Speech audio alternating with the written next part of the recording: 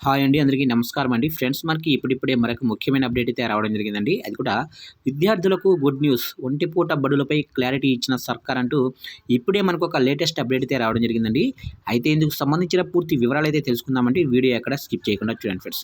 ఇక లేట్ చేయకుండా టాపిక్‌లోకి వెళ్ళిపోదాము. ఇక్కడైతే చూడండి ఫ్రెండ్స్ మనకొచ్చిన అప్డేట్ ప్రకారంగా అయితే విద్యార్థులకు ఏటా మార్చి 15 నుంచే ఒంటిపూట బడులు ప్రారంభిస్తుంటే ఈ ఏడాది 3 రోజులు ఆలస్యంగా పెట్టాలని పాఠశాల విద్యాశాఖ నిర్ణయం తీసుకుంది.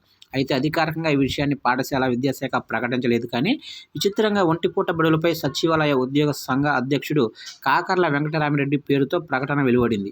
ఇక ఉపాధ్యాయ సంఘాల వాట్సాప్ గ్రూపులో ఈయన ఈ సమాచారాన్ని షేర్ చేశారు.